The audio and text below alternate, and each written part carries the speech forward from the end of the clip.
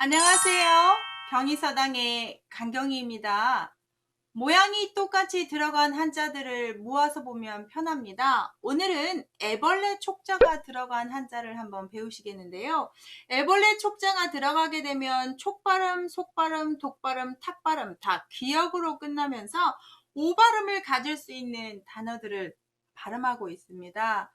한자에서는 초성, 중성, 종성으로 세 가지로 결합되어 있는 한글이 하나나 두 개라도 같다면 다 음을 같이 취급을 합니다. 촉발음의 오발음과 기역발음을 다 갖고 있기 때문에 얘는 하나만 같아도 비슷하게 보이고 있어요. 그래서 촉자가 들어가면 이런 발음들하고 모양들이 비슷비슷하구나. 추가되는 아이들이 부수 역할을 해서 뜻 담당만 하면 한자의 훈음이 만들어지는구나, 이렇게 쉽게 하실 수 있습니다. 편하게 한번 시청하신다면 잠깐 동안 열자를 한번 외우실 수 있겠는데요.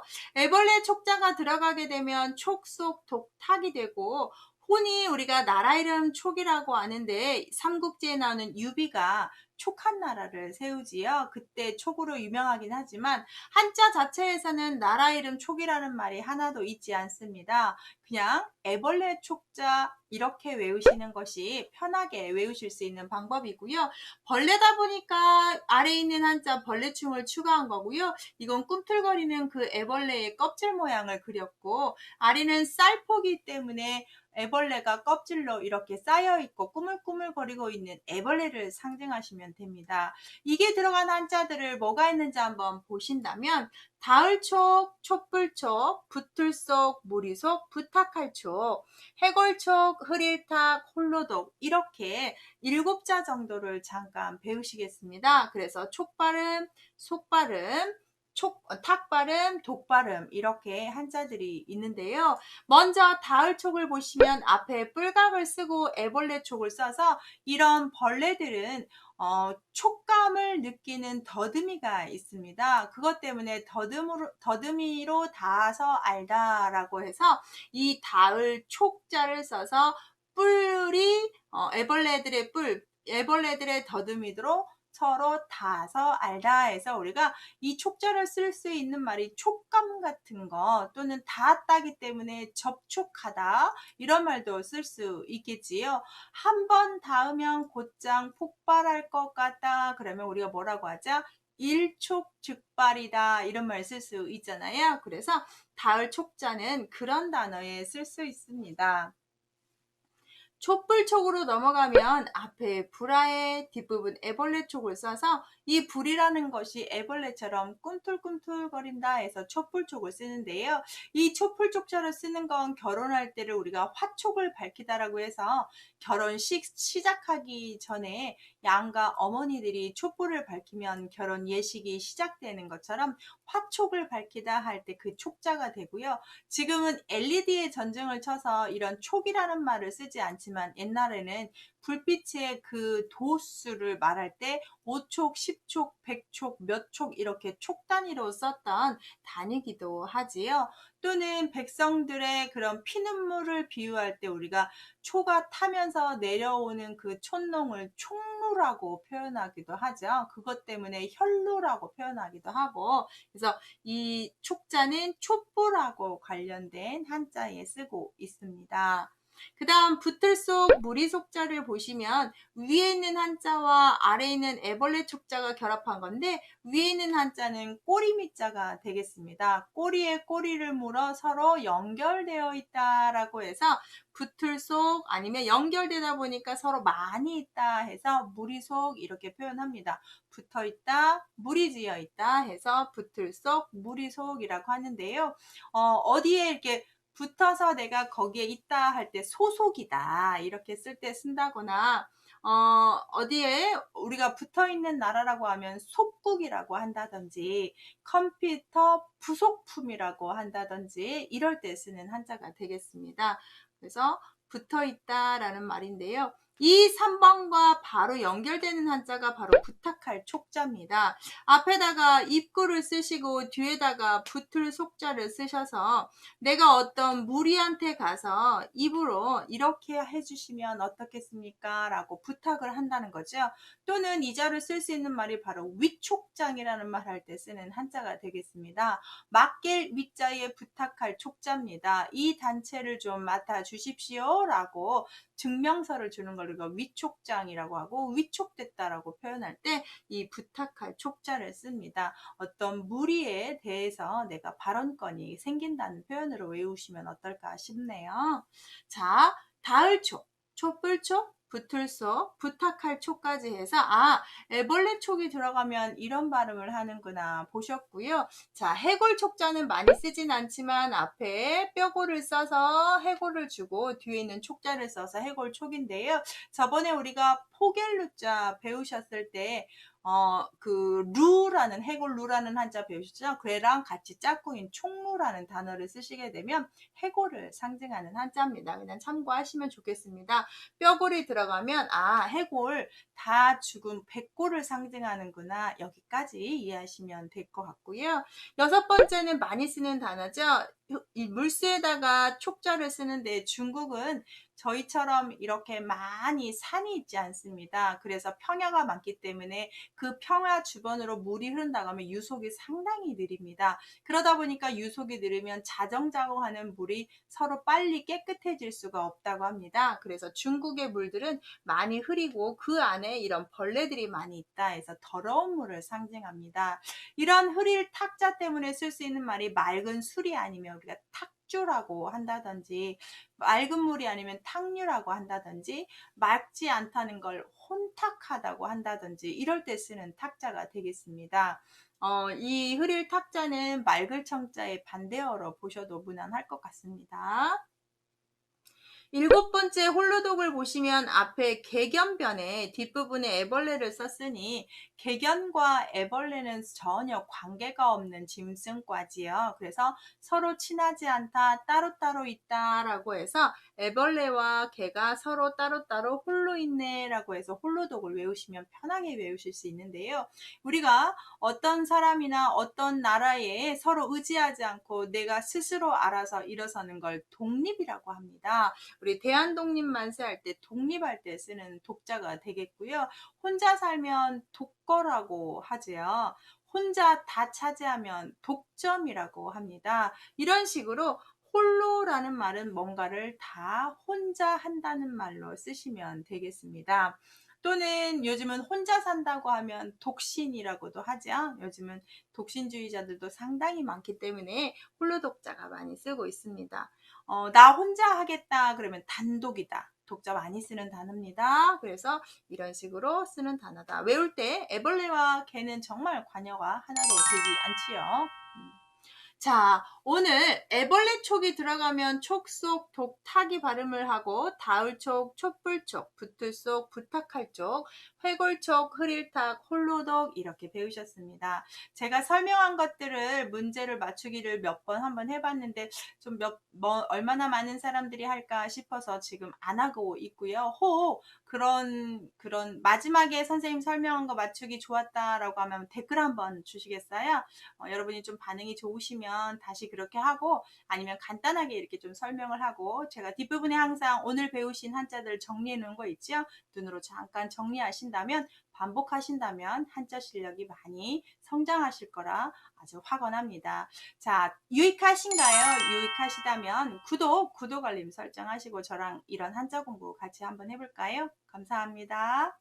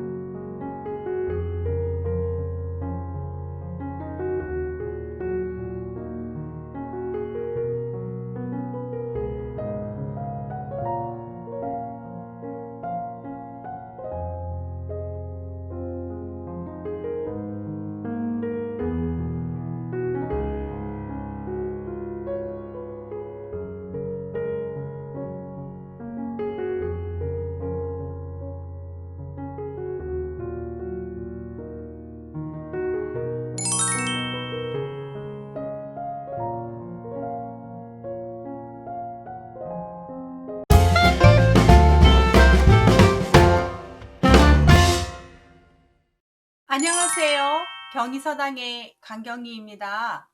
한자는 모양이 같은 자 보아서 보면 쉽지요. 오늘은 죄인 서로 송사할 편, 좀 줄여서 죄인 송사할 편, 이런 한자가 들어가면 한자 발음이 변, 반, 판, 편 이렇게 발음을 하는데요.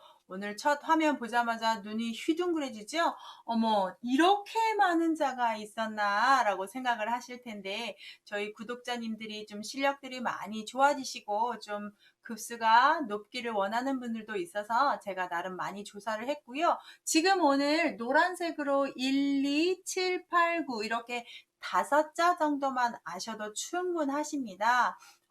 많이 보는 한자들은 이렇게 제가 표시한 한자들이고, 나머지들은 제가 이렇게 부스 들어가면 이렇게 변하는구나 좀 알려드리고 싶어서 더 써놓은 경향이 있으니까 겁먹지 마시고 한번 같이 편하게 시청해 주세요. 먼저 죄인 송사할 편 이자부터도 생소하시지 않으세요? 우리가 보통 매울신이라고 하는 한자 2개를 쓰게 되면 매울신 부수 영상을 보셨다시피 옛날 죄인에게 나쁜 죄인이라고 표시를 하는 문신을 한 한자가 바로 매울신자입니다. 문신을 할 때 썼던 바늘 모양이라고도 표현들을 하는데요. 그렇게 문신을 새길 때 너무 아프기 때문에 그 아픈 고통을 맵다 이렇게 해서 매울신이 되었는데, 우리 유명한 라면 회사에서 라면 명칭으로 매운 라면으로 쓰다 보니까 정말 맛이 맵다로 많이 아시지만 고통스럽다가 먼 뜻이고, 그 고통을 당하는 죄인이라는 뜻이 원 뜻입니다. 그러다 보니까 죄인 둘이 서로 송사라는 말은 소송을 걸고 있습니다. 네가 잘하고 내가 서로의 잘못된 것들을 서로 가름화하는 것들을 죄인 송사하다라고 표현하고, 얘가 들어가면 변, 반, 판, 편 이렇게 비슷한 발음으로 발음이 되는데, 오늘 배우신 첫 번째 한자부터 한번 볼게요. 죄인 둘이 서서 분별하다라고 해서 가운데 분별을 확실하게 할 수 있는 칼도자를 쓰게 됩니다. 칼도는 원래 변형을 하게 돼서 가운데면 이렇게 쓰죠. 근데 진짜 칼도를 써도 분별할 편이라고 하지만 보통 사람들이 속자, 편의상 다 이렇게 약속을 해버렸기 때문에 이렇게 쓰셔야 됩니다. 분별하다는 것 자체는 여기 자체도 나와 있듯이 분별하다 이 말을 이제 우리가 변별하다 할 때 쓰는 변자로 보시면 좋겠지요. 뭔가를 분별력 있게 하다 해서 분별해 버리는 것, 정확하게 죄인을 서로 죄인인 거와 죄인 아닌 사람을 분별하듯이 정확한 분별할 때 쓰는 변자가 되겠습니다. 많이 쓰는 한자입니다.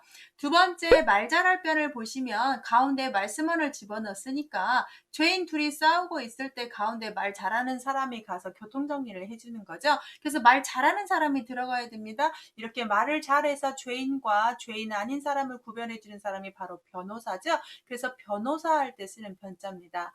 말을 잘한다기 때문에 웅변하다 할 때도 이 한자를 쓰고 있습니다. 그래서 아주 쉽게 죄인을 구분해주는 변호사 변으로 하시는데, 변호사 변 이렇게 하면 좀 급이 떨어지고요. 말 잘할 변 이렇게 외우셔서 변호사 할 때 쓰는 변자야 이렇게 보시면 좋습니다.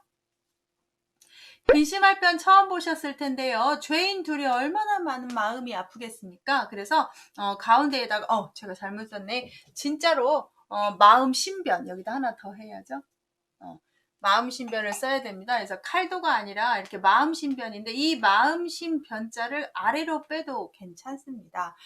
또는 이 마음 심을 아예 이 가운데다가 마음 심자를 넣어버려도 근심할 변이라고 합니다. 의미만 아시면 됩니다. 가운데 마음심을 집어넣으면 죄인들의 마음이 근심하고 있다 해서 근심할 변이라고 있는데요. 많이 쓰는 단어는 없습니다. 그냥 구분하려고 쓰는 거니까 그렇게 보시고, 낮자로 근데 단어들이 많이 쓰는 건 없어요. 상용하는 한자들은. 그래서 근심할 변 이런 자도 있구나. 네 번째 보시면 넓적다리 변이니까 이 가운데에다가 다시 육다를 우리 신체와 관련된 한자를 써서 우리 신체 중에서 제일 큰 넓적다리를 생각하시면 되겠습니다. 그래서 얘는 넓적다리 변이라고 써도 얘도 여러분이 많이 보지 않았듯이 쓰는 단어가 많지는 않습니다. 그 다음 5번째 보시면 따을 변자는 단어가 있는데요. 먼저 해석을 하면 죄인 이 송사할 변자가 위에다가 발음을 지고 가운데 실사를 써서 우리가 실로 이렇게 따 내려가듯이 머리를 따는데, 특히 우리 변발이라고 하는 몽골족이 하고 다녔던 머리 있죠? 그때 변발할 때 변자입니다. 발자는 터럭 발자를 써서 제가 자막 처리해드릴게요. 그래서 변발 이럴 때 쓰는 변자니까 좀 얘는 알아두시면 유익하지 않을까 싶은데요. 그래서 머리를 실처럼 따다 해서 따을 변자입니다. 자, 그 다음 6번째 보시면 물수를 집어넣어서 그냥 구분만 하는 겁니다. 발음은 얘가 주고 물결이나 여울이라는 말은 얘네들이 갖다 쓰는 그냥 그런 단어도 있구나. 이런 단어들이 상용하는 단어는 없지만 우리가 문장이라는 게 있지 않습니까? 명심보감, 논어 이럴 때 단어를 적절하게 쓸 때 이 단어를 갖다 씁니다. 그래서 알고는 있어야 됩니다. 상용하는 한자어는 없지만 큰 문장이나 어떤 글귀를 볼 때 얘가 들어가면 아, 이런 해석으로 해석하는구나를 보셔야 되기 때문에 알고 있을 필요는 있어 넣는 겁니다. 단어는 없지만 한자는 있기 때문에 분명히 쓰임이 있습니다. 중간 점검해보면, 자, 죄인 송사할 변이 들어가면 변자가 이렇게 있구나. 분별할 변, 말잘할 변, 근심할 변, 넓적다리 변, 따울 변, 물결, 여울 변이라는 이런 한자도 있었고요. 그 다음 발음 조금 변하는데요. 여기 보시면 얼룩무늬 반자가 있는데 양쪽에다가 죄인을 쓰고 여기다가 이제 그럴 문을 썼는데 발음이 바뀌면서 그럴 문자가 뜻을 줍니다. 이 문자라는 것도 또 문신 이야기인데 얼굴에다 몸에다 글씨를 새기는 것, 무늬를 새기는 거에서 무늬 반자인데 우리가 그럴문, 글씨문이라고 하고 있지요. 그러면 얼룩무늬 반자는 우리 이렇게 앞에 매울신을 쓰지 않고 구수록변으로 쓰는 것을 익히 많이 알고 있기 때문에 통용하는 한자고요. 이자보다 사람들이 이자를 많이 아니까 우리가 이자로 많이 아는 거죠. 얼룩무늬 반자로 들어갈 수 있는 거 우리가 얼룩무늬 있는 걸 반점이라고 할 때 점점점 써서 이걸 쓰고요. 유명한 고사성어가 있습니다. 노래 잘하는 사람이 70살 먹어서 자기가 어렸을 때 입었던 색동옷을 입고 부모님 앞에서 열심히 애기 흉내를 냈더니 부모님이 너무 옛날 기억을 하시면서 깔깔깔깔 웃으면서 좋아하셨답니다. 그래서 70 먹은 노인이 색동옷을 입고 열심히 애기 흉내 내서 부모님을 기쁘게 했다라는 바느지 노래자지히라는 고사성어가 있어요. 그때 나오는 반자입니다. 여러분이 이 반자를 보시되 이 반자도 있었구나. 근데 얘보다는 얘를 써서 내가 이걸 아는구나. 이래서 좀 알아두셔야 되는 한자 같습니다. 자, 그 다음 8번째 힘쓸 판자는 쉽죠. 여기 보시면 힘력 접어넣고 죄인들을 위해서 열심히 내가 죄 아니 지었다. 이 사람 아니다 라고 알려주고 내가 힘을 써야 된다 해서 힘쓸 판자인데 우리 이제 판공비라고 하거나 판비라고 하는 것처럼 힘써서 뭔가 내가 공적인 일을 할 때 쓰는 비용들 있잖아요. 그래서 그때 쓰는 판자가 되겠습니다. 많이 쓸 수 있어요. 9번째 한자 보시면 외시 판자인데요. 가운데에 오이시자, 오이고아자를 써서 오이시 판자를 줄여서 외시판인데 우리 한국에서는 보통 판막이라고 하는 말을 씁니다. 신장에 있는 그 판막이요. 그럴 때 그때 쓰는 거고 이렇게 식물에 쓰긴 하지만 한국에서는 보통 심장 판막 할 때 쓰는 단어니까 알아두셔야면 좋겠다. 자, 10번째 보시면 처음 보셨을 건데 앞에 이 가운데에다가 가죽 편자를 써서 가죽끈이 끊어졌다 해서 가죽 끊어질 편자예요. 방금 말했듯이 아까도 단어는 없지만 이자를 활용해서 문장을 만들 수 있기 때문에 아, 얘가 가죽하고 관련된 한자구나 이렇게 보시면 좋습니다. 11번째 마지막입니다. 여기에 보시면 힘쓸 판자에다가 대나무를 써서 식물을 뜻하는데요. 갈리피리 편입니다. 여러분 이런 갈리피리 피리 불 때 힘 듭니까 안 듭니까? 엄청나게 힘이 들죠. 그래서 이 소리 한번 내는데 힘을 쓰다는데 위에다 식물을 집어넣어서 갈리피리 편 이런 한자도 있습니다. 이제 문장 쓸 때 쓸 수 있는 단어이기 때문에 보여드렸습니다. 이쪽 부분은 많이 익숙하지 않지만 여러분이 보실 거는 이제 얼룩무늬반, 힘쓸판, 외시판까지는 좀 보시고 가죽 끊어질 편이나 갈리피리 편자는 참고하셨으면 좋겠습니다. 지금 제가 보여드리는 이 한자를 보시면 같은 자가 들어가서 발음 비슷하고 나머지 추가하는 애들이 다 앞에 뜻을 주는 규칙을 보고 계십니다. 그래서 이렇게 짧은 10분 안에도 11자를 이렇게 처음 보는 한자를 여러분이 이해하실 수 있는 월등한 실력을 갖추게 되는 비법을 보시는 겁니다. 유익하십니까? 구독 알림 설정하시면 이렇게 도금이 같아서 뜻이 달라지는 부수만 구분해서 하는 한자들을 계속 올려드리겠으니 구독 설정하시고 저랑 이런 공부 같이 하실까요? 감사합니다.